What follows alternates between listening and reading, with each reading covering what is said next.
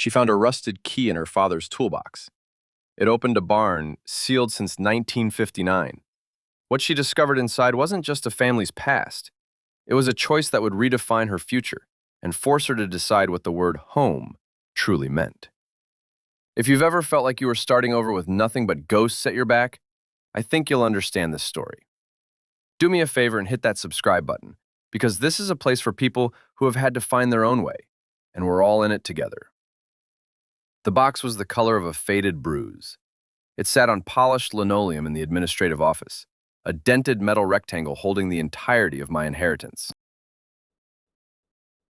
18 years I'd lived in rooms with beige walls and furniture bolted to the floor. Today, on my 18th birthday, I was being handed this toolbox and my walking papers. Mr. Henderson, my caseworker for the last 4 years, nudged it forward with the toe of his sensible shoe. He was a man built from soft edges and tired kindness. His face wore that expression he saved for difficult goodbyes.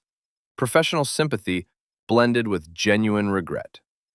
Underscore, underscore, quote, underscore, zero, underscore, underscore.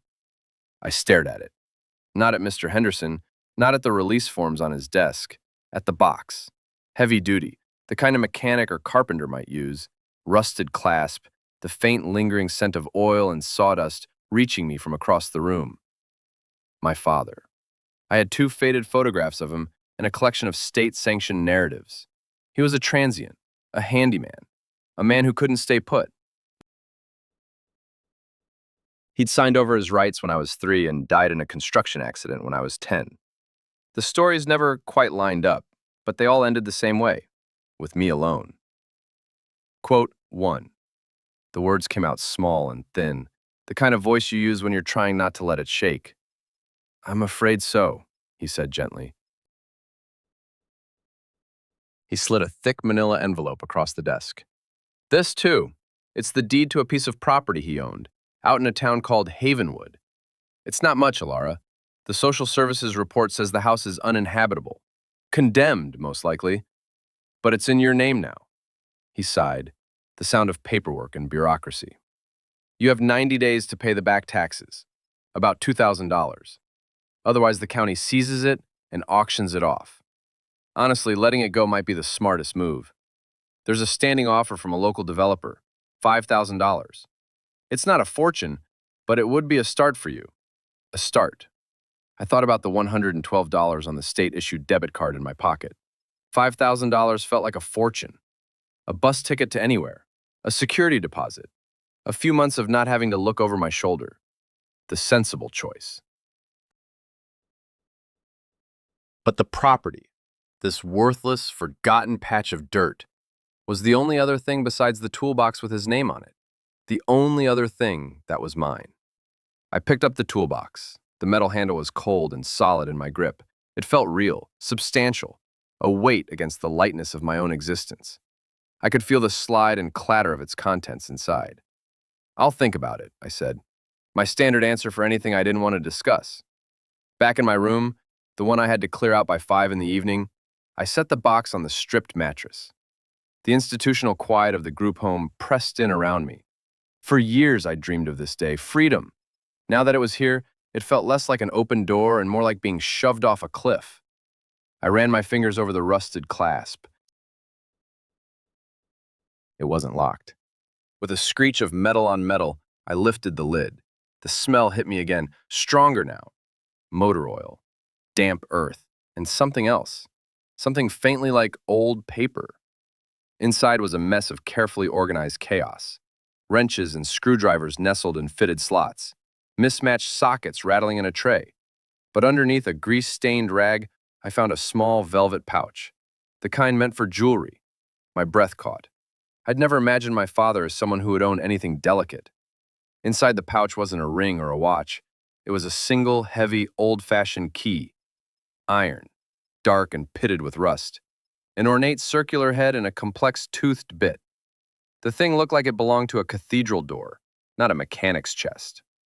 I tried it against the toolbox lock anyway, pure instinct. It didn't fit. I set it down and kept searching.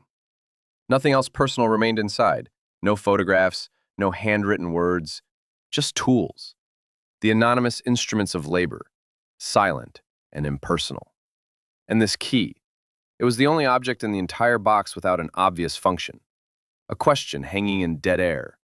A thread dangling from a story no one had ever told me. $5,000 from the developer, that was the rational choice. Clean break, new life. No condemned house, no dead man's debris weighing me down. But when I closed that toolbox lid, my fingers found the iron key one more time. Its heft pulled at something deeper than reason. And I knew, with a conviction that made no logical sense, I could not release this property until I discovered what lock that key was built to open. The bus to Havenwood dragged me out of the only world I'd ever known. The city's gray geometry and concrete horizons dissolved into suburbs. Suburbs surrendered to open country.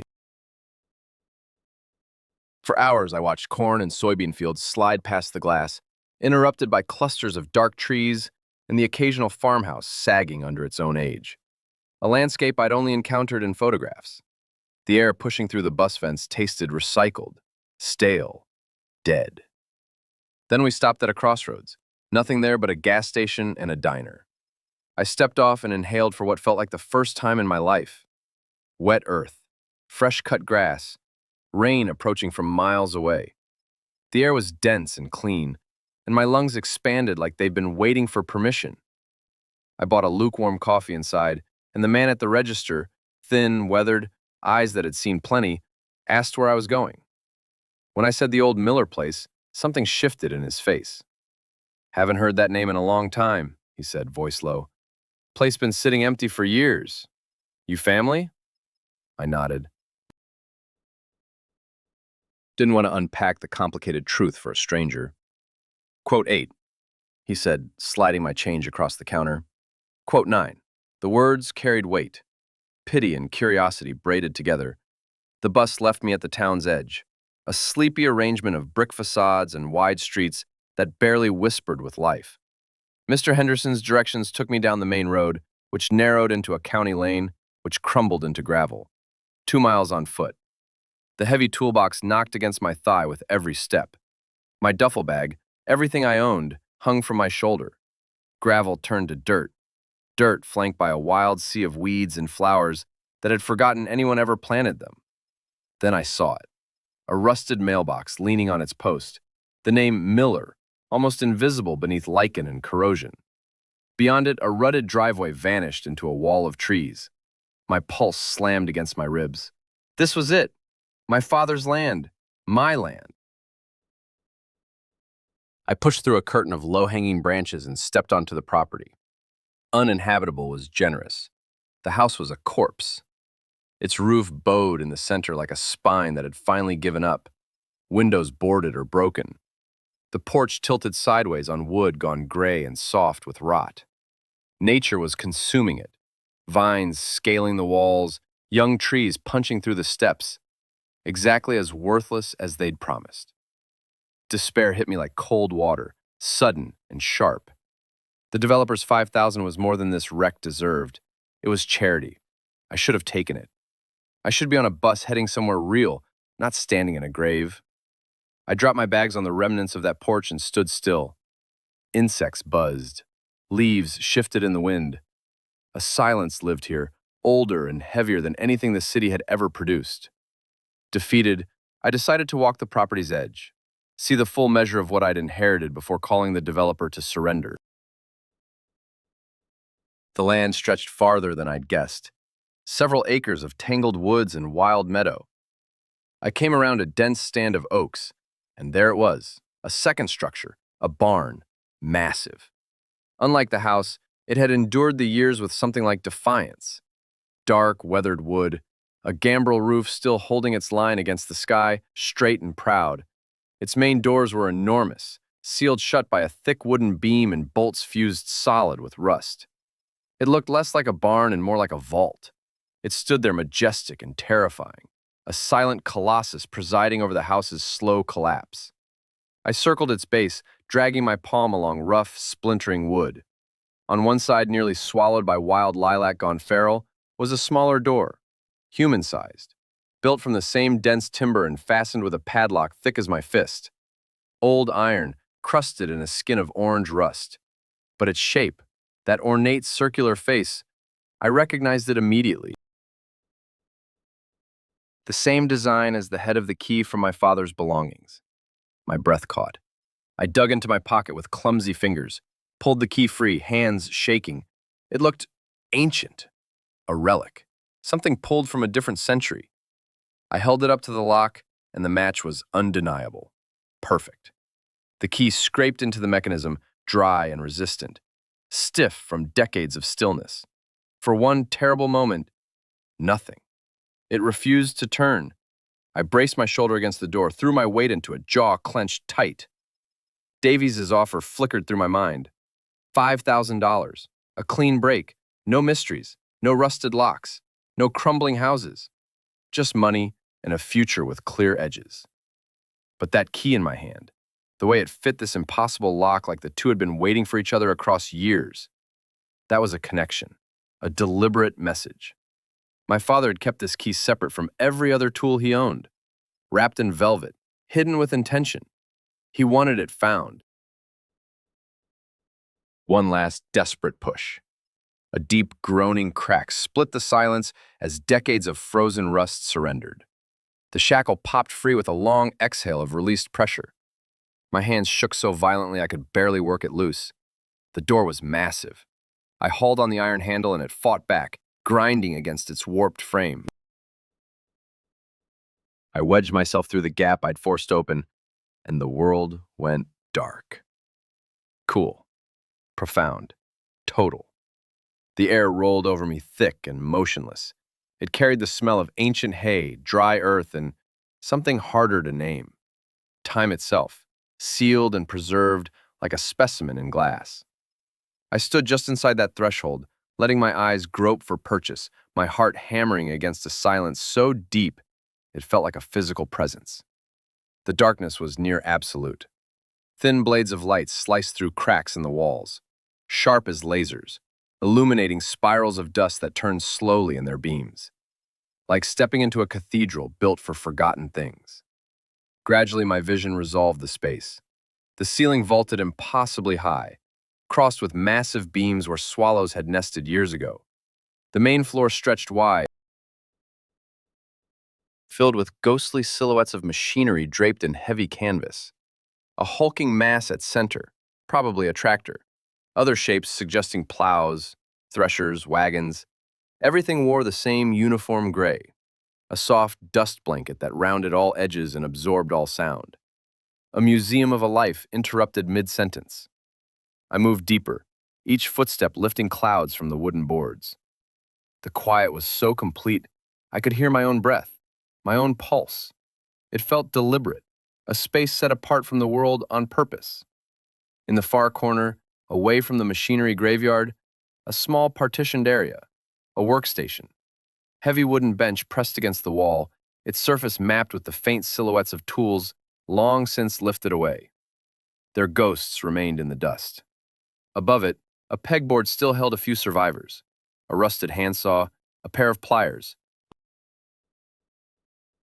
a hammer with a handle worn smooth by grip. This section was different from the rest.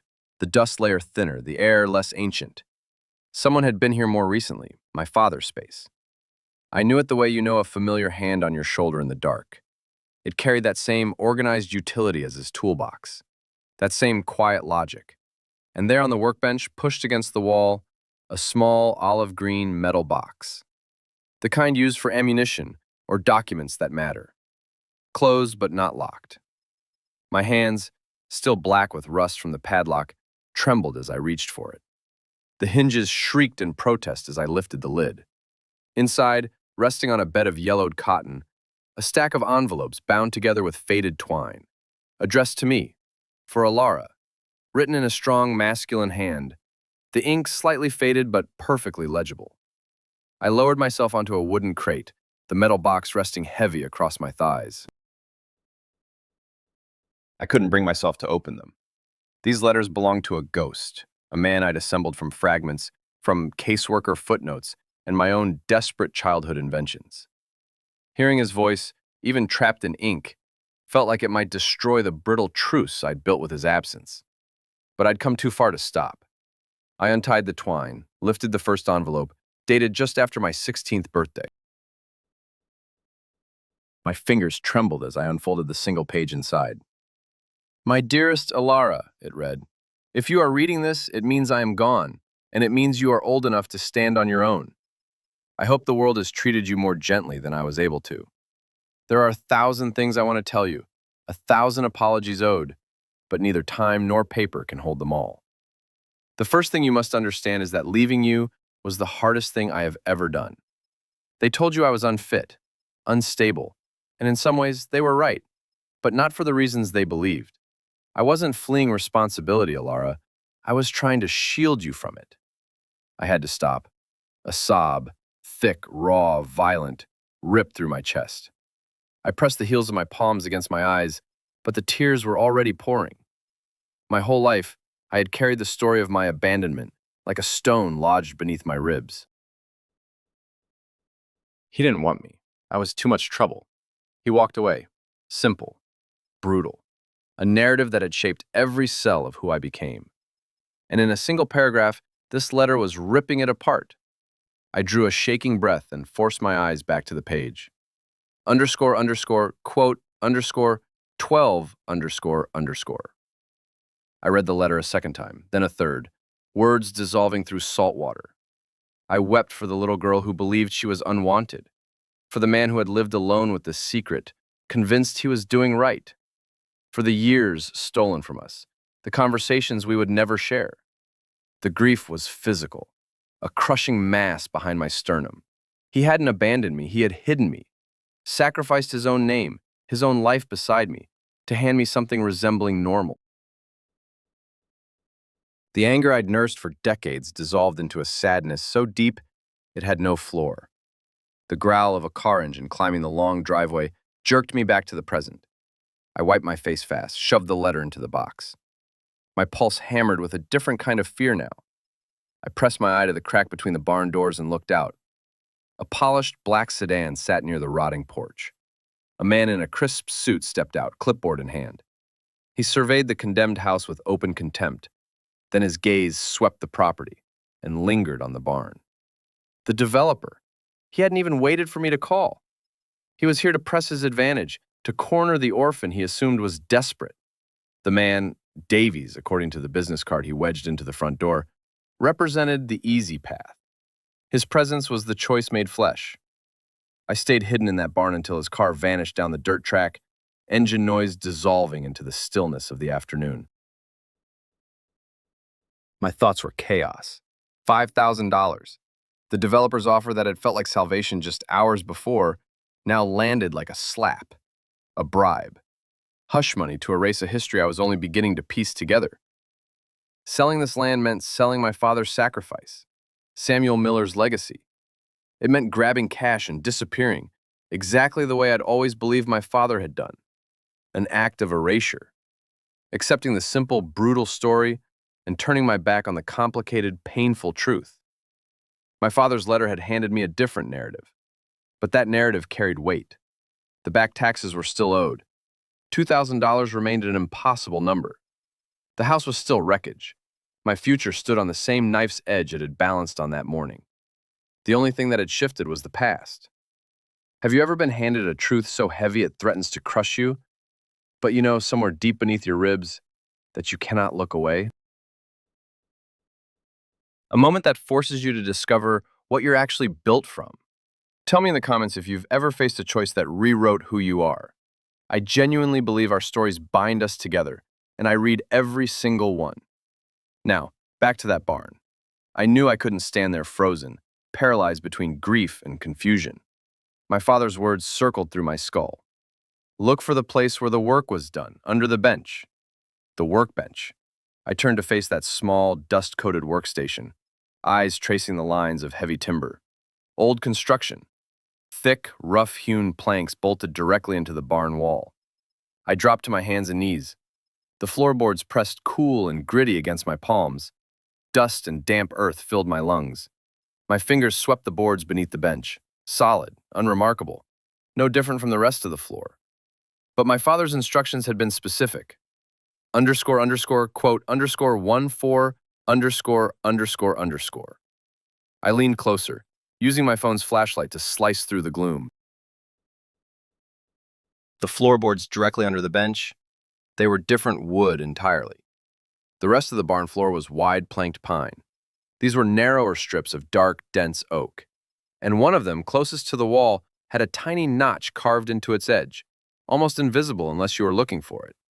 My pulse quickened. I tried prying it up with my fingers, wouldn't move, fitted too precisely. I scanned the workstation and spotted a thin, flat pry bar hanging from a nail on the pegboard, rusted but solid.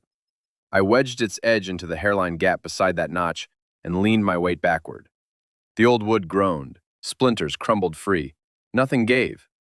A wave of despair hit me, the sick certainty that I'd imagined everything, that I was just a girl chasing ghosts in a dusty barn.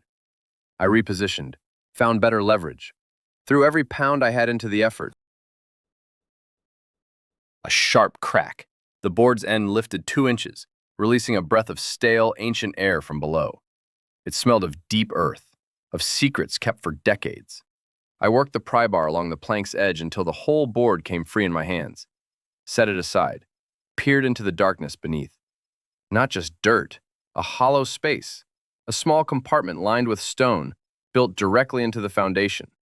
And resting inside it, another box, larger than the first, a metal strongbox, the kind you'd find in an old bank vault. Heavy enough that lifting it from that compartment took everything I had. I dragged it into a thin blade of afternoon light. Unlike the first box, this one was secured with a small but serious brass lock. No key. My stomach dropped. Had I come this far only to be stopped by one final barrier? I thought about the tools on the pegboard, the heavy hammer, but I couldn't bring myself to smash it open. It would have felt like desecration. Then the toolbox flashed through my mind. My father's toolbox. I sprinted to the porch, thoughts racing. That box was filled with tools meant for fixing things, but maybe it also held the means to unlock them. I carried it back into the barn, knelt beside the strongbox, and dug through the trays. Past wrenches, past sockets, my fingers brushed something small and metallic. A tiny set of lockpicks rested inside a leather sleeve, the kind a handyman might carry for honest work, or for something far less innocent. My father, apparently, had possessed talents no one ever told me about. I had zero training with these tools, but I also had zero options. I selected the most basic-looking pick and slid it into the keyhole, scraped it, wiggled it, listened to the faint metallic whispers inside the mechanism, guided by nothing but gut feeling and sheer need. Minutes bled into forever. Right at the edge of surrender, I felt it. A subtle click, the tiniest shift deep within the lock's guts. I twisted the tension wrench. The lock gave way. I raised the heavy lid of the strongbox, my breath locked somewhere behind my ribs. Everything inside had been packed with surgical precision. On top sat another bundle of letters, tied with the same rough twine as before. Beneath them, wrapped carefully in oilcloth, lay several thick bricks of cash. I pulled one free. Old bills, 50s and 100s, cool and crisp against my fingertips. I counted one bundle quickly. $5,000. At least 10 bundles filled the box. $50,000. Maybe more. A sum that could remake a life entirely. Enough to cover the taxes, restore the house, fund a college education. Enough to become anyone. This was the choice my father had wanted to leave me. But staring at that money, I knew with absolute certainty it wasn't the most important thing in that box. The real treasure, the true inheritance, waited in the letters underneath. I moved the cash aside and lifted the older stack. These were different. The paper had yellowed deeper. The handwriting belonged to someone else. Not my father, his grandfather, Samuel Miller, the man who had sealed the barn. These were his journals. I started reading, and the hidden history of that quiet barn and this forgotten farm unspooled before my eyes. Samuel Miller, my great-grandfather, had been part of a network, a kind of modern-day underground railroad. It began after the war, helping displaced families, people who had lost everything, people fleeing persecution in Europe, find new lives in America. He wasn't a spy. Wasn't a soldier, just a farmer with a large barn and an unshakable sense of what was right. This barn, this supposed agricultural building, had been a way station. The journal entries described families arriving in the dead of night, terrified, exhausted. They would shelter in a secret cellar beneath the hayloft, a space I hadn't even discovered yet, while Samuel and his wife arranged their passage further west. He never accepted payment. He did it because he believed human duty demanded nothing less. The entries held brief, devastating descriptions. A young boy tasting fresh milk for the first time. A woman weeping at the simple gift of a warm blanket. A family singing quiet songs in a language he couldn't recognize. It was a story of immense courage, wrapped in profound silence. Then the entries shifted. The year was 1959. The Cold War gripped everything, and the nature of their work had transformed. They were no longer simply helping refugees. They were sheltering defectors, people carrying dangerous knowledge. The risks multiplied beyond calculation. The final entry was dated October 17th, 1959. Short, the handwriting trembling.